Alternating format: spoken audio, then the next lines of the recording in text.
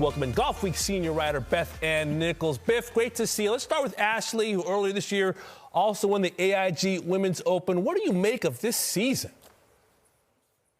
Well, she said the best golf of her life is ahead of her, and I think we can definitely believe her after she capped off her season in such dramatic fashion. And I think one thing I want to point out that's kind of fun is that when she won at Muirfield, there was a lot made about her husband, who was outside the ropes, you know, living and dying with every shot, coming up 18 in that playoff. And this time he was inside the ropes, caddying for her, reminding her to stay committed to every shot. So a much different vantage point there, but a great celebration for the two of them.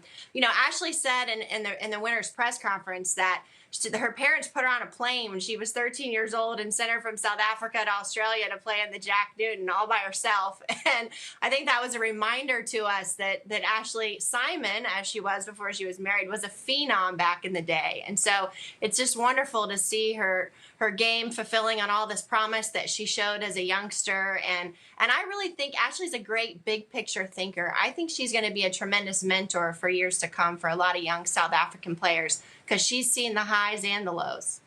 Beth Ann, some big news this week with the QBE Shootout set to become a mixed team event in 2023, something that fans have been clamoring for a while. How important do you think it is that the top men's players participate in this moving forward? Oh, it's absolutely critical. You know, I mean, I first watched the JCPenney Classic when I was in high school. I watched Tiger Woods and Kelly Keeney, and it was a wonderful pro debut for Kelly. And it made such a huge impression on me, that event, watching Laura Davies and John Daly play side by side together, and Beth Daniel and Davis Love III. And I later learned that Brittany Lincecum was out there working as a standard bearer, watching her idol, Laura Davies. I mean, just such a huge event for young people to find inspiration. And I think to get folks to tune in, you really need those big name male stars to show up. So I'm hoping that the field greatly improves on the men's side, because the women are going to show up. The money's really good for an LPGA player. The winner's check, they split it. They get $425,000 a piece this year, which we don't know what it'll be next year, but that's a lot of money for in the women's game. So, you know,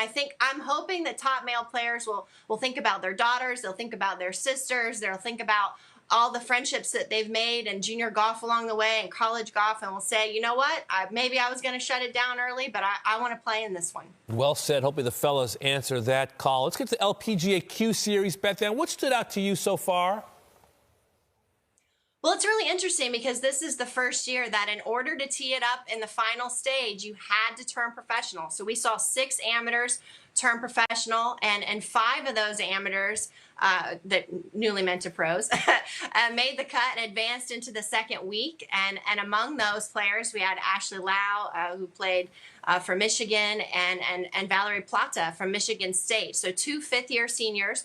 Both of them were players of the year in their time in college, and you know, what's so important about this, I want to point out, is that I think this really levels the playing field, because if you were a professional playing in this event and you lost your tour card, or you toiled on the Epson Tour, and now you're trying to break through on the LPGA for the first time, you're playing for your job. And in the past, if you're an amateur who can just go back and play college golf if it doesn't work out, your mentality is totally different. And so I think this really, from a mental standpoint, levels the playing field, that everyone out there has a lot more skin in the game.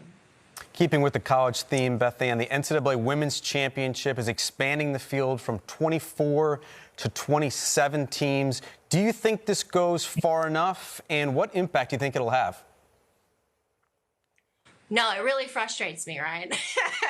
You know, on the surface, it looks like a win, right? Oh, yay, 3 more teams. But when you really dig down further and you realize that you have to think of regionals for golf, like round 1 of the basketball tournament. Okay, this is where the AQs go. This is the road to nationals. This is where it all begins.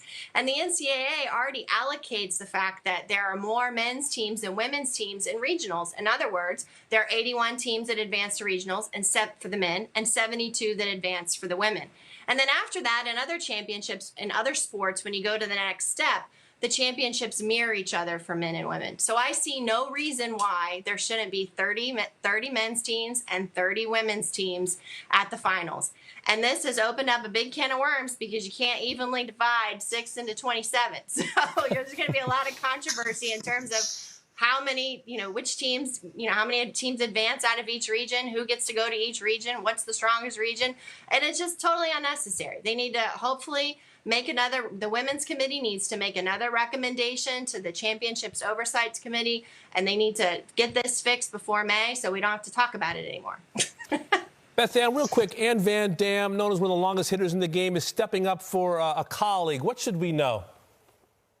I love this. It's the season of giving, right? And Ann Van Dam, bless her heart, yesterday she had an Ironman, a half Ironman, which is over 70 miles total of swimming, biking, and running. She told me that the running portion, which is just a casual half marathon, was the most difficult. But she set a goal of finishing in 6 hours. It took her 6 hours and 8 minutes, and she's raising money for Grace Park and Pete Godfrey's precious daughter, Grace, who, of course, last year started suffering these awful brain seizures and still suffers from undiagnosed epilepsy. And there are just a lot of costs associated with her care that insurance doesn't cover. And so Anne wanted to race for Grace. And so she did that yesterday triumphantly. I'm just so amazed by not only the efforts physically, but also her heart. No question about it. What a wonderful story. Beth Ann Nichols, always great to visit with you. Enjoy the day. We'll speak to you again soon. Thank you so much, guys.